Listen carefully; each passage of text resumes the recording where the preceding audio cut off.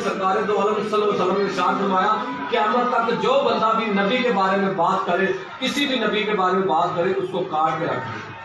یہ سرکار نے فرمایا، نعرہ سنا ہوگا گستاخ نبی کی ایک سزا، سر تن سجدہ، سر تن سجدہ۔ کیا لہجہ اپنے اندر رکھو کہ جڑا بندہ بھی سرکار کے بارے گل کرے گا، سرکار دو عالم صلی اللہ علیہ وسلم کے بارے گل کرے گا، تو ان کا ایک ہی حال ہے، کی حال ہے، من سب نبی فاقتلوہ۔ ہر بچہ اسلام میں یاد کرے، حدیث مبارک ہے، سرکار کی حدیث ہے کہ یہ من سب نبی فاقتلوہ، من سب نبی اسی کہنا فاقتلوہ، من سب نبی من سب نبی۔ حمزہ ادھر کھڑے ہو جاؤ، بتاؤ کیا تم ظالموں کے ظلم سے ڈر گئے ہو؟ نہیں۔ تو تم کیا کر سکتے ہو؟ ہم اپنے نبی کی عزت کے لیے مر بھی سکتے ہیں اور گستاخ رسول کو مار بھی سکتے ہیں۔ من سبا نبیان سبا نبیان، گستاخ نبی کی ایک سزا، گستاخ نبی کی ایک سزا۔ ماشاءاللہ، یہ میرے گاؤں کے بچوں کا جذبہ ہے۔ ہم اس کے پاس پہنچے ہیں اور ہم نے اس سے بات کرنے کی کوشش کی ہے۔ السلام علیکم۔ وعلیکم السلام۔ کیا نام ہے آپ کا؟ محمد ابو بکر۔ کب سے موجود ہو دھرنے کے اندر؟ ہفتہ ہو گیا؟ ہاں جی۔ منصب نبی منصب نبی فاقتلوہ کا مطلب میرے آقا نے فرمایا قیامت تک جڑا میرے بارے چ بات کرے اس کو کاٹ کے رکھ دو۔ فاقتلو دین جاوے کس سے گستاخ نو، رات تک نیند نہ آوے گستاخ نبی کی ایک صدا، سر تن سجدہ، سر تن سجدہ، گستاخ نبی کی ایک صدا، سر تن سجدہ۔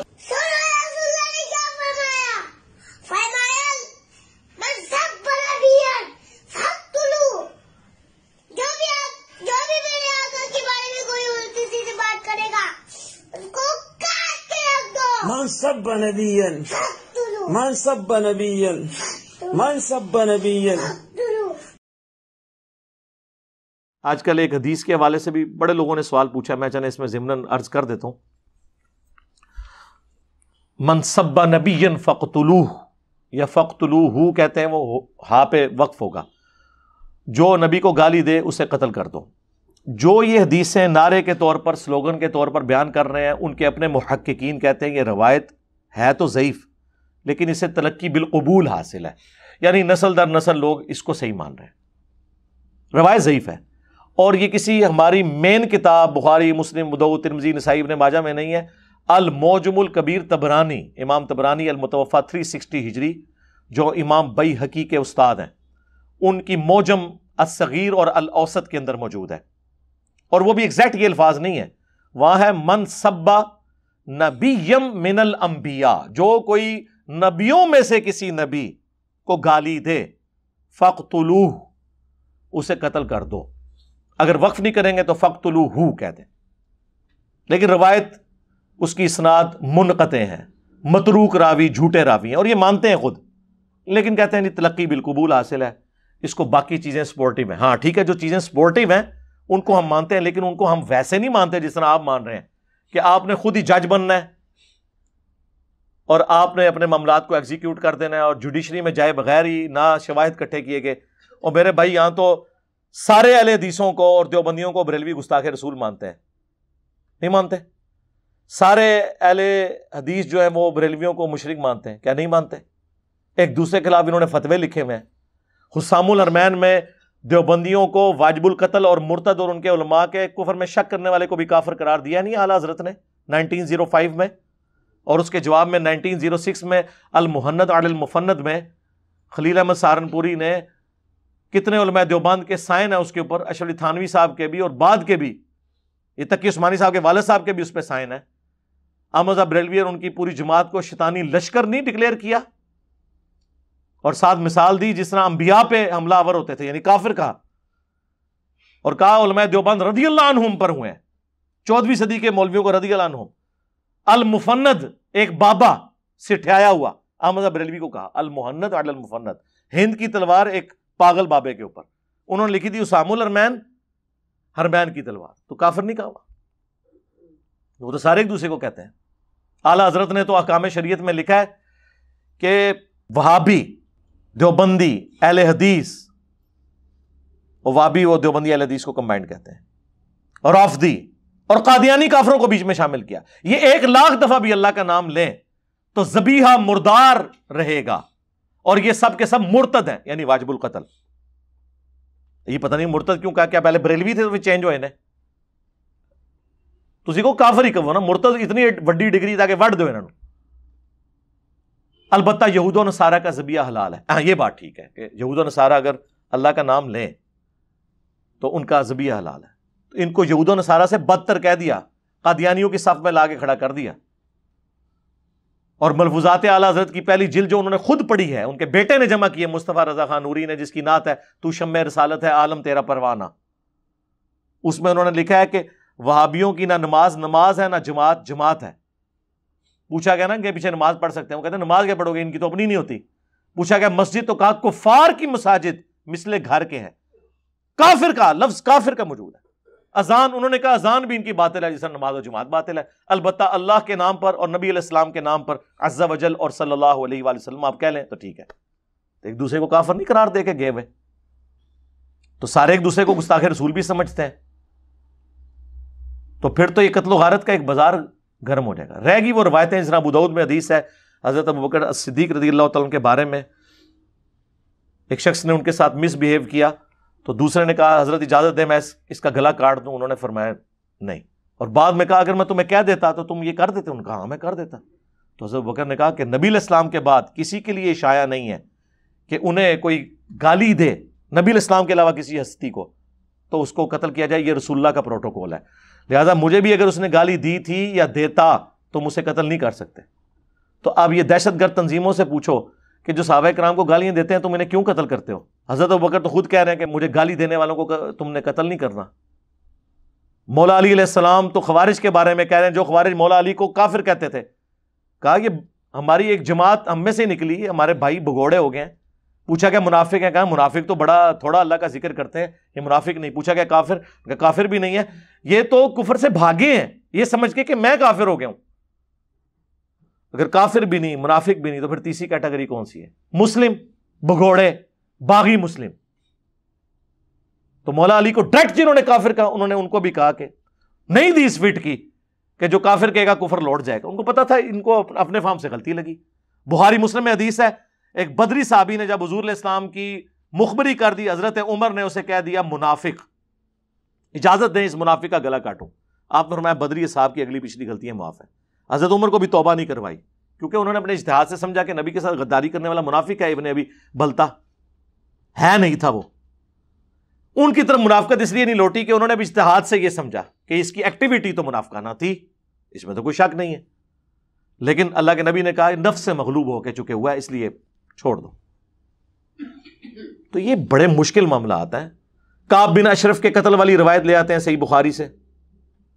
تو کعب بن اشرف تو ریگولرلی مسلمانوں اور یہودیوں کی ایک آپس میں ایک کولڈ وار چل رہی تھی, اس میں وہ ایک سرگنا کے طور پہ تھا.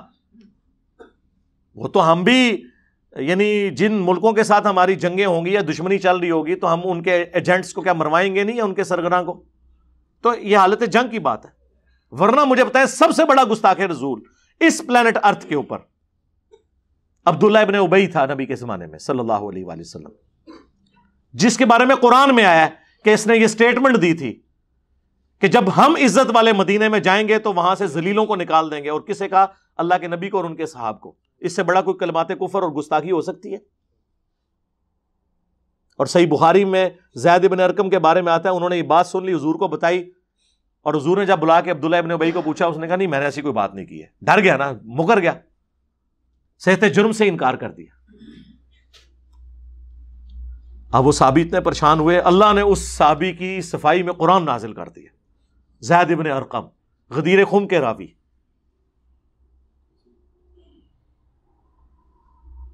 اور بخاری میں الفاظ ہیں, انس بن مالک پریشان تھے نا جب واقعہ ہررا ہوا, یزید کی فوجوں نے اہل مدینہ کو لوٹا, تو زید بن ارقم نے خط لکھا کہ اے انس آپ پریشان نہ ہو, کیا حضور نے نہیں کہا تھا اے انصار صبر کرنا, تم پہ بہت زیادہ زیادتیاں ہوں گی یہاں تک کہ مجھے حوض کوثر پہ ملنا. تو انس بن مالک نے ان کا خط کھول کے جب اپنے ساتھیوں کو بتایا اور کہا یہ وہی زید ابن ارقم ہے جس کے لیے قرآن نازل ہوا ہے کہ جب عزت والے مدینے میں جائیں گے تو ذلیلوں کو نکال دیں گے. اتنے بڑے کلمات کفر. بخاری مسلم کے الفاظ ہیں، حضرت عمر نے کہا یا رسول اللہ اجازت دیں میں منافق کا گلا کاٹ دوں. آپ فرمایا چھوڑ دو، لوگ کہیں گے اپنے ساتھیوں کو قتل کرواتا ہے، اپنے اصحاب کو قتل کرواتا ہے. حالانکہ حضور کو غلبہ تھا، رومن امپائر آپ سے بھاگی ہوئی تھی غزوہ تبوک میں. غزوہ تبوک کے بعد مسجد درار آپ نے جلوائی ہے، منافقین کی مسجد. تو منافقین کو کیوں نہیں جلوا دیا؟ ڈکلیئرڈ گستاخ تھے نا. معاملات کو لے کے چلنا ہوتا ہے. اس طرح تو دنیا کا ہر عیسائی رسول اللہ کا بھی گستاخ ہے اور اللہ کا بھی، کیونکہ اللہ کے لیے بیٹا تجویز کرتا ہے اور قرآن کہتا ہے قریب آسمان پھٹ پڑے، زمین شک ہو جائے اور پہاڑ ریزہ ریزہ ہو جائے. ان دعوا للرحمن ولدا، انہوں نے رحمان کے لیے بیٹا تجویز کیا. تو اللہ کو گالی نہیں ہے بیٹا تجویز کرنا؟ رسول اللہ کو کیا گالی نہیں ہے یہ کہنا کہ وہ جھوٹا پیغمبر ہے؟ نعوذ باللہ. تو عیسائی یہی سمجھتے ہیں نا. تو 2.25 ارب انسان تو سیدھا سیدھا نبی الاسلام کو، بلکہ آپ باقیوں کو بھی ملا لیں تو 5 ارب انسان تو نبی الاسلام کو پیغمبر نہیں مان رہے. تو آپ کیا کہ ساری دنیا کو مارنا شروع کر دیں گے؟ رہ کے توہین امیز کلمات. میں کہتا ہوں اس کے لیے قانون سازی 295C موجود ہے، اس کے ساتھ ایک شک ایڈ کریں کہ اگر کوئی معافی مانگ لے اسے معافی مل جائے گی. تو اس سے وہ چور دروازہ بند ہو جائے گا جو لوگ اپنے مقصد کے لیے کسی پہ الزام لگاتے ہیں. جب وہ بندہ جوڈیشری میں آئے گا وہ انکار کر دے گا. اور زیادہ تر تو اسی طریقے سے الزامات لگتے ہیں. یا ہو سکتا ہے آپ اس کی تشریح گستاخی کر رہے ہوں، وہ گستاخی ہو ہی نہ. پھر بھی اگر وہ غیر مشروط معافی مانگ لیتا ہے بات ختم. نہیں جی معافی ہو ہی نہیں سکتی. بھائی اللہ کے گستاخ کی معافی ہے شرک کرنے والے کی سورۃ الفرقان کی آیت نمبر 70 میں کہ ہم اس کے گناہوں کو بھی نیکیوں سے بدل دیں گے. تو نبی علیہ السلام کے گستاخ کی بھی معافی ہو سکتی ہے، صحابہ کے گستاخ کی بھی معافی ہو سکتی ہے. اگر وہ بول کے کہتا ہے کہ یار میں نے تو یہ کہنے کا مطلب ہی نہیں تھا، تم نے یہ کیا. اور خود ان کے اپنے باپوں کی ذرا گستاخیاں دیکھیں. چشتی رسول اللہ نہیں موجود، نہیں چھپ رہا. اشرف تھانوی رسول اللہ کیا نہیں موجود؟ یہ تو ڈیفینڈ کرتے ہیں اس کو. یہ کس منہ سے نعرے لگاتے ہیں پھر ایک دوسرے کے خلاف؟ تو میدان جنگ کے جو واقعات ہیں ان کو پیش کر کے پوری ڈاکٹرن نہیں ہے. اسی لیے آپ دیکھیں فقہائے اسلام میں گستاخ رسول کی سزا کے اوپر کنسنسس ہے ہی نہیں ہے. جی 2 امام یہ کہتے ہیں، 2 یہ کہتے ہیں. وہ امام اس وقت کہنا شروع کرتے ہیں جب کتاب و سنت کی نص موجود نہیں ہوتی. یہ سزا اجتہادن ہے. اور یہ جرت کر کے نہ فقہ حنفی کی سزا بتائیں کیا ہے. فقہ حنفی کی سزا کو تو حنفی مانتے ہی نہیں ہے. ویسے ہی حنفی ہے بریلوی دیوبندی، گستاخ رسول کی سزا کے بارے میں یہ بھاگ جاتے ہیں فقہ حنفی سے. بتائیں کیا سزا ہے؟ نہیں بتا سکتے، کیونکہ وہ تو ان کے بالکل اپوزٹ ہے. وہ تو تقی عثمانی صاحب کی بھی آڈیو لیک ہو گئی تھی، انہوں نے خود مانا تھا. ان کے کسی شاگرد نے وہ ریکارڈنگ کر کے نا آڈیو چڑھا دی نیٹ کے اوپر. حنفی مسلک میں گستاخی کی سزا قتل نہیں ہے، بلکہ کوئی بھی حاکم اپنے ضوابطین کے مطابق جو سزا تجویز کرے وہ کر سکتا ہے. سمجھے نا؟ الا یہ کہ مسلمان ہو تو مسلمان اس سے مرتد ہو جائے گا، مرتد کی سزا قتل ہوتی ہے.